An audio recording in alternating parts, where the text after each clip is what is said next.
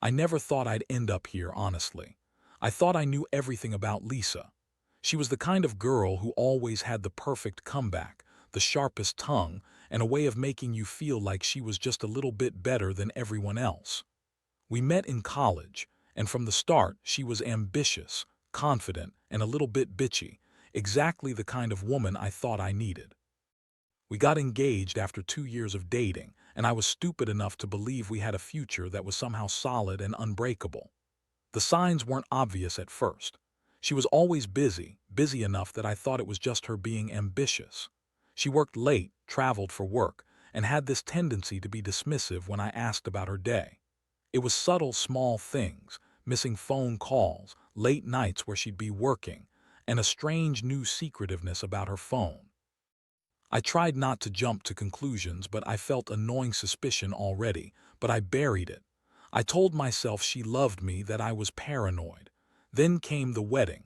It was supposed to be perfect, our dream wedding. Or so I thought. She looked stunning and I was on cloud nine. But even during the reception, I could see her glance at Tom, my best friend, more than once. Tom and I had been friends since college. We'd gone through thick and thin, shared everything, and I trusted him with my life.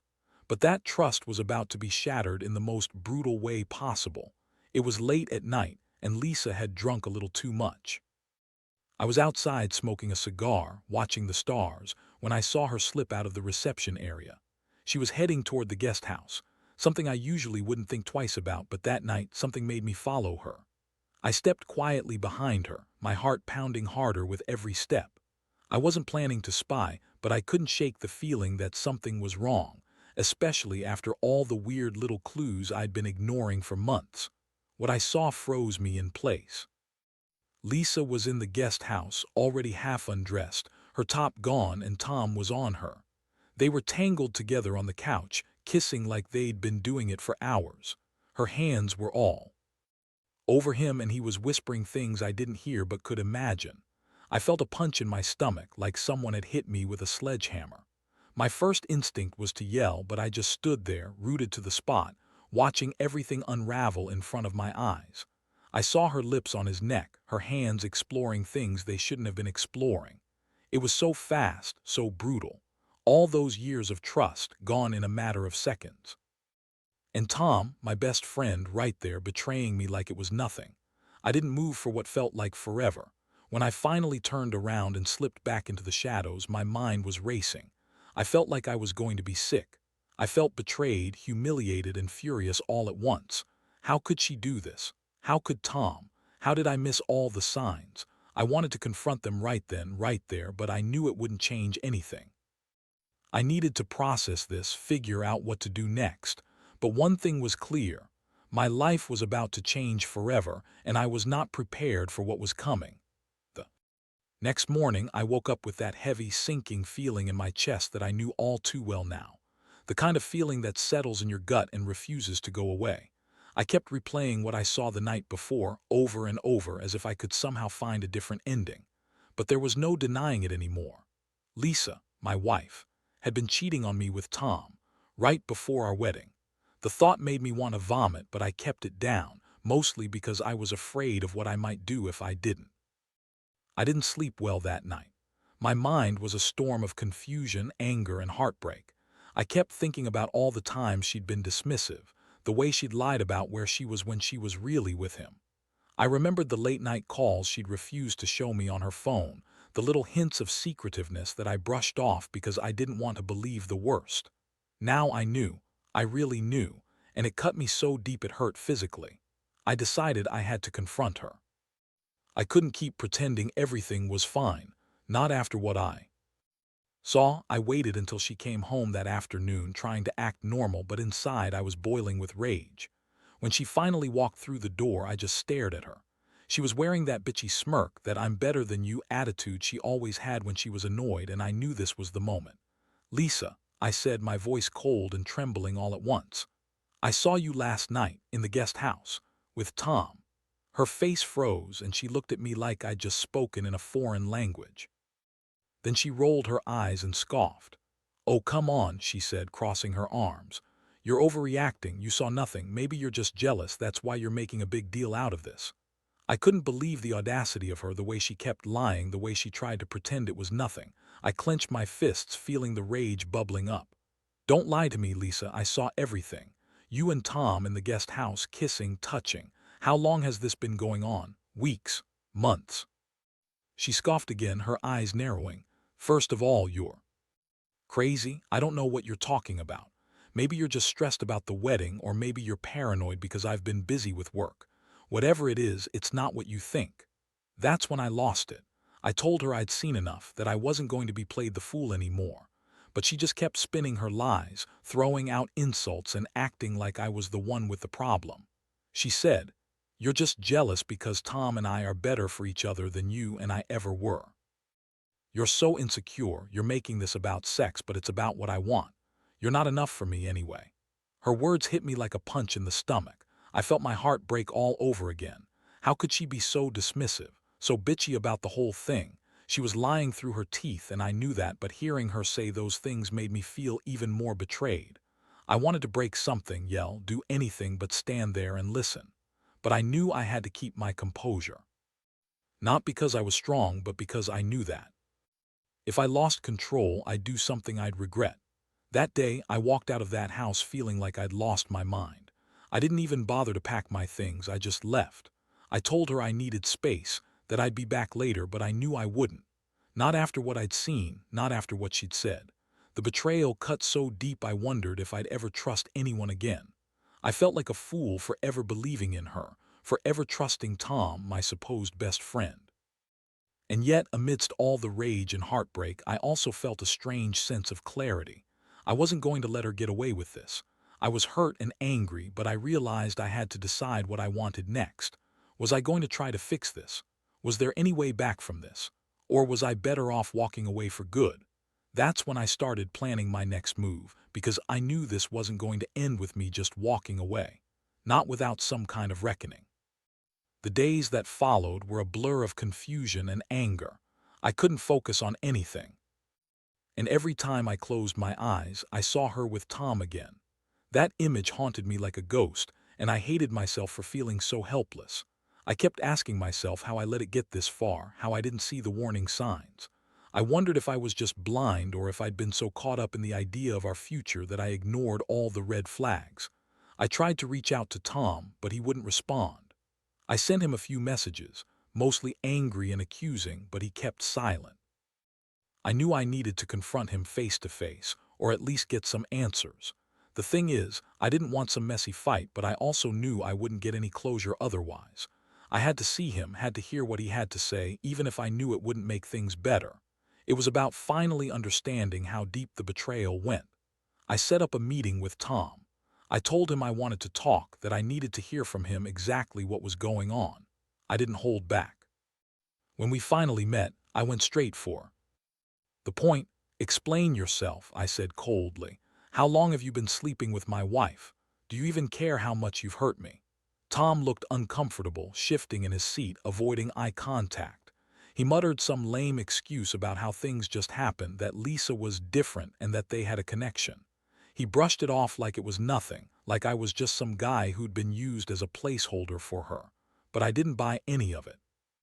I felt my blood boil, and I told him exactly what I thought of him, how he'd been my friend and he'd betrayed me, how I trusted him more than anyone in the world, and he'd used that trust to hurt me in the worst way. Standing there, hearing him try to justify himself, I felt a strange mix of rage and sadness. I wanted to punch him, punch something, but I held back. Instead, I told him I never wanted to see him again, that he was dead to me now. I also told him that if he ever tried to contact Lisa again, he'd regret it. I made it clear I wasn't going to let this slide. That was my line in the sand. After that confrontation, I knew I couldn't keep pretending everything was okay. I was livid, broken inside, and confused about what to do next. The betrayal wasn't just about the sex. It was about the fact that both of the people I trusted most had shattered everything I believed in. I felt like I'd been a fool for so long, but I also felt the sting of realization. I deserved better than this. I deserved honesty, respect, and loyalty, not lies, cheating, and betrayal. That night I sat alone in my apartment, drinking whiskey I didn't even like, trying to process what had happened. I kept thinking about how Lisa had painted herself as the victim in all of this, how she'd lied and lied until she was blue in the face. She told me she was bored, that she needed something more, that she was sorry but couldn't help herself. Sorry doesn't cut it when your whole life is a lie. I started to see her true colors, and they weren't pretty. They were mean, selfish, and manipulative. The worst part was the feeling of loss. I lost my wife, my best friend, and the future I'd imagined. Everything had crumbled in a matter of days. I didn't want to think about trying to fix this anymore. No, I knew deep down that some wounds don't heal, and some betrayals are beyond repair. But I also knew I had to take control of this mess somehow. I wasn't going to stay in this pain forever. I owed it to myself to figure out what I was going to do, whether that meant fighting for a way back or finally walking away. The choice was mine now, and I knew that whatever I decided, my life would never be the same. The nights after I confronted Tom were the worst. Sleep didn't come easily, and when it did, the dreams were worse. I kept seeing Lisa and Tom together, their faces twisted in pleasure, and that image haunted me even when I was awake. It made me question everything I believed in, my judgment, my trust, my own sanity. I kept going over every moment, every sign I missed, wondering how I didn't see this coming. It was like I'd been blindfolded, and now that the truth was out, I couldn't unsee it. I knew I had to decide what to do next. Part of me wanted to fight, to make her admit she was lying, to get some kind of closure that would allow me to move on. But deep down, I felt something different, an instinct that told me I couldn't fix this. She was too far gone in her lies, and Tom was just a symptom of a bigger problem. I had to get out of this toxic cycle, even if it hurt like hell. So I made a plan. I decided I'd give her a final chance to come clean, but I wasn't going to wait around forever. I wanted her to face the truth, to tell me why she'd done this, why she'd hurt me so badly. I also knew I had to gather more evidence, more proof, to make sure I wasn't just losing my mind. I started going through her phone, her emails, anything I could find. I needed to see if she'd slipped up again, to catch her in another lie, or to find some shred of honesty. What I found was worse than I expected. There were texts, messages, hidden conversations, flirty exchanges, even explicit stuff, all between her and Tom. She'd been sneaking around for months. She'd lied to my face about everything. It was like I'd been living with a stranger all this time. The betrayal cut deeper than I thought possible. I felt my stomach turn, and I knew I couldn't stay in that house anymore. I had to leave. I couldn't be around her, not after what I'd uncovered. The decision to leave was one of the hardest I ever made. I packed my bags late at night and left while she was out, probably trying to cover her tracks. I didn't want her to see me cry, or to beg, or to try to stop me. I just wanted out. As I drove away, I felt like I was shedding a part of myself, the part that believed in love, in loyalty, in honesty. Now all I had was anger and disappointment, mixed with a strange sort of relief that I was finally free from the lies. In the days that followed, I isolated myself. I didn't want to talk to anyone, just wanted to be alone with my thoughts. I went to a hotel, trying to make sense of what had happened. I kept asking myself if I should try to fight for her, if there was any way to fix this, or if I was better off walking away forever. Honestly, I felt like I was at a crossroads, and the right way forward wasn't clear.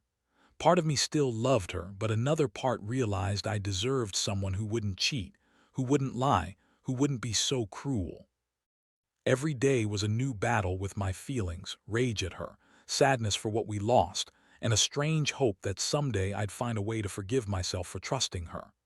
I kept telling myself I wasn't the problem, that she was the one who betrayed me, who lied and cheated and broke every promise we ever made. But inside, I wondered if I'd missed the signs, if I should have seen it coming. I wondered if I was just a fool for ever believing we had something real. The truth is, I don't have all the answers yet. I'm still trying to piece myself back together. But one thing I do know is that I won't let this define me. I'm hurt, yes. Angry, yes. But I also know I have to move on, even if it hurts like hell. That's the only way I'll start to heal, by facing the pain, accepting the betrayal, and finally letting go of the past. I'm not sure what the future holds, but I do know I won't stay stuck in this nightmare forever. The weeks that followed were a strange mix of numbness and clarity. I stayed away from her, from Tom, from everyone who reminded me of the betrayal. I threw myself into work, trying to drown out the pain with busy routines, but it didn't work. Every morning I woke up feeling like I'd been hit by a truck, and every night I lay awake replaying everything, wondering how I'd let it all fall apart so quickly. One thing I realized during this time was that anger was starting to fade into something else. It wasn't just rage anymore. It was a deep, aching sadness. I'd been so blinded by love and trust that I forgot how fragile those things could be. Now I saw clearly. They'd been broken long before I found out. She'd been lying to me, cheating on me, betraying everything we'd built. And Tom, my best friend, had been complicit. I felt foolish for ever trusting them, but I also felt liberated. I was finally seeing the truth, no matter how painful. I started thinking about what I really wanted. Did I want to fight for her, try to save what was left? Or was it better to just walk away and start over? I knew deep down that I couldn't stay with someone who'd hurt me so badly. Not anymore. I couldn't keep pretending that everything was fine when every part of me was telling me to run. So I made a decision. I was going to end it for good. I was going to do what I should have done from the start, cut ties, move on, and rebuild my life. But before I could do anything, I needed closure. I reached out to Lisa one last time. I told her I wanted to meet, to talk face to face so I could finally hear her side. Not to argue, not to yell, just to understand. She agreed, of course, because she knew she'd been caught, and she knew I wasn't fool enough to let her lie her way out this time. I told her I'd be at the usual cafe that evening, and she came. When she arrived, her face was still that bitchy, dismissive look she always wore. She sat down across from me, trying to act like everything was normal, like she hadn't just destroyed my life. I didn't waste time. I told her I knew about everything, the texts, the affair, the lies. I told her I had proof and that I was done forgiving her. I wanted her to finally admit what she'd done, to look me in the eye and say she was sorry. But she just shrugged, smirked, and said, "You're overreacting. It's not what it looks like. You're just jealous and insecure. I didn't cheat, I swear. You're making a mountain out of a molehill." That was the moment I realized she was never going to own up. She was a master at lying, at twisting things around to make herself look innocent. She didn't care about me. She only cared about protecting her reputation, her lies, her ego. I felt the last strings of hope snap inside me. I remember looking at her, seeing how bitchy and manipulative she was, and feeling a strange sense of relief. Not because I wanted her to suffer, but because I finally saw her for what she truly was, someone I never should have trusted. That night I left her there, sitting smug and unrepentant. It was the final nail in the coffin of our relationship. I realized I deserved better than someone who lied so easily, who betrayed me so completely. I didn't want revenge, not really. I just wanted to be free from her lies, to start healing from the wreckage. And I knew I'd have to do that alone, piece by piece. Now I'm trying to rebuild my life, even if it's just one step at a time. It's hard, really hard. The heartbreak still lingers, and I catch myself thinking about what could have been, what I lost.